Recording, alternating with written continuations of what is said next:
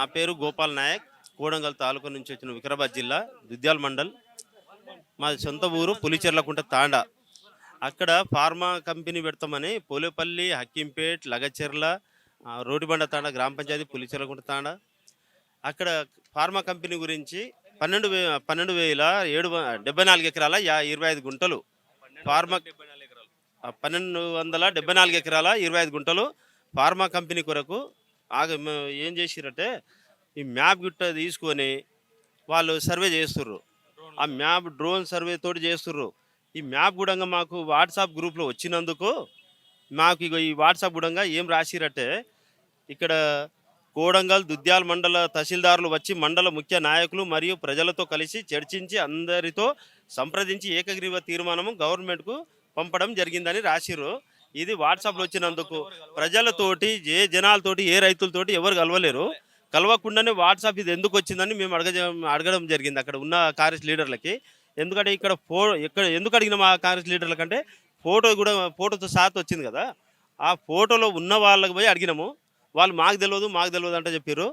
ఈ క్రెడిట్ ఏ విధంగా చేసిరో తెలియదు. మొత్తమైన ఈ వాట్సాప్ గ్రూప్లో వచ్చినందుకు చూసి మేము ఆందోళన పోయినాము.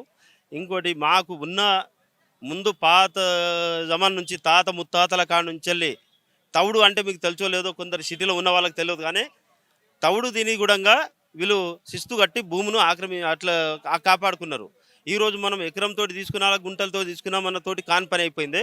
వాళ్ళు తవుడులు తిని ఆ రోజు ఆపిన భూమిని ఈరోజు ఫార్మా కంపెనీ కొరకు పెట్టుకుంటామంటే ఇక్కడ మేము కూడా చాలా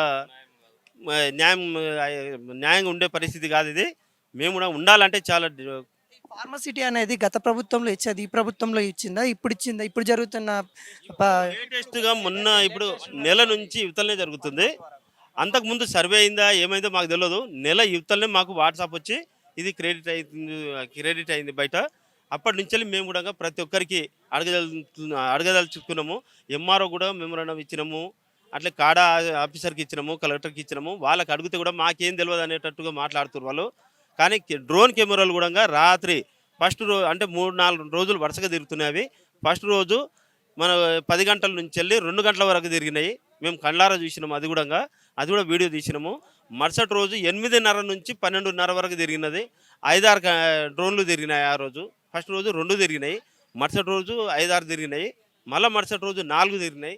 ఇట్లా వరుసగా తిరుగుతుంటే మేము భయానికి ఆందోళన అవుతున్నాము. ఈ విధంగా అక్కడ ఫార్మా కంపెనీ పెట్టకుండా రేవంత్ రెడ్డి గారు అక్కడనే కోడంగల్లో గెలిచి ముఖ్యమంత్రి అయ్యిండు. ఆయన చేతుల పని అనుకుంటున్నాం మేము కూడా, తెలియకను. ఆయన మొత్తం పైన ఆయన వద్దనుకుంటే కూడా క్యాన్సిల్ అయ్యే పరిస్థితి. రేవంత్ రెడ్డికి మేము చేతులు జోడించి చెప్పేది ఏంటిదంటే ఫార్మా కంపెనీ పెట్టి రైతులకు బాధ కలిగించకుండా క్యాన్సిల్ చేస్తే బాగుంటుందని అనుకుంటున్నాము. ఎందుకంటే మేము రైతులము, భూమి మీద నమ్ముకొని బతుకుతున్నాము. మాకు జాబులు లేవు ఎలాంటివి, మా పిల్లలకు కూడా జాబులు లేవు. ఎందుకంటే స్టడీ చేసుకుందామంటే కూడా మా దగ్గర డబ్బులు లేక కూడా స్టడీ కూడా ఇంటర్ వరకే చేసుకున్నాము. 10th ఇంటర్ వరకే చేసుకున్న వాళ్ళము. ఎవరం కూడా మనం గజిటెడ్గానికే కానీ ఏదో కానీ అంత పెట్టు మనం చదివించుకోలేము.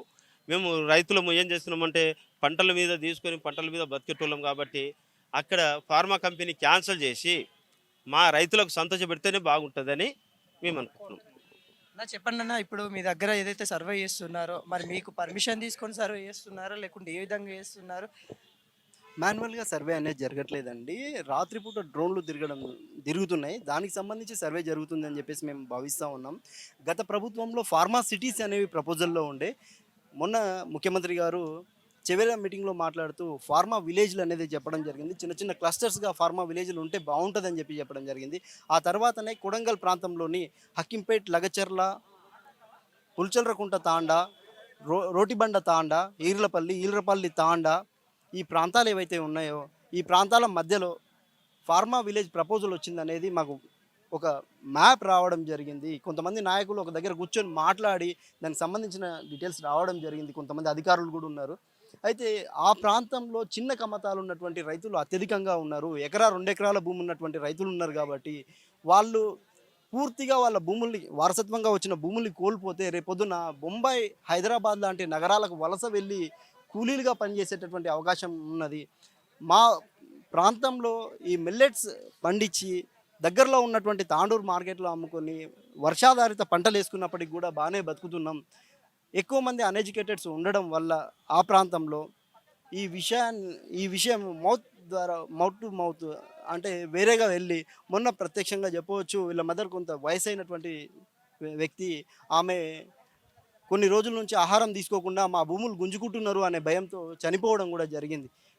మేమేం చెప్తా ఉన్నామంటే మా గడ్డ మీద గెలిచిన బిడ్డగా రేవంత్ రెడ్డి గారు మా కష్టాలు తెలుసు మీకు, మా బాధలు తెలుసు, మేము మా భూములు ఇవ్వడానికి సిద్ధంగా లేం కాబట్టి ఈ రాష్ట్రాన్ని వెళ్తున్న ముఖ్యమంత్రిగా మా బిడ్డగా మేము చూస్తూ ఉన్నాం కాబట్టి ముఖ్యమంత్రి గారు దయచేసి ఈ ఫార్మా విలేజ్ ప్రపోజల్ ఏదైతే ఉందో దీన్ని వెనక్కి తీసుకుంటారని చెప్పేసి చేతులు జోడించి మీకు తెలియజేస్తూ ఉన్నాం మీడియా ముఖంగా. ధన్యవాదాలు. అన్న ఇప్పుడు గతంలో ఫార్మా సిటీ అని గత ప్రభుత్వం తీసుకొచ్చింది. ఇప్పుడు ఫార్మా విలేజెస్ అని వీళ్ళు తీసుకొచ్చారు. అంటే భూ సేకరణ ప్రక్రియ అయితే కొన్ని దిక్కులు అయిపోయింది. మీ దగ్గర ఏమన్నా అట్లా జరిగినాయా? ఏమన్నా భూమి కొనుగోలు గవర్నమెంట్ ఏమైనా చేసిందా?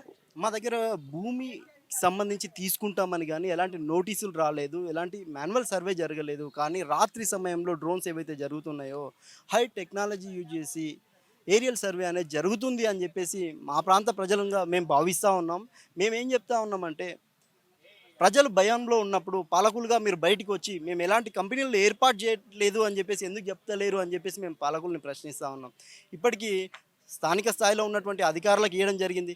కొంతమంది కాంగ్రెస్ పార్టీ నాయకులు మొన్న ముఖ్యమంత్రి గారి సోదరులను కలిస్తే ఏం జరిగిందో మీరు యూట్యూబ్లలో చూసే ఉంటారు, ఏం మాట్లాడినారు అనేది.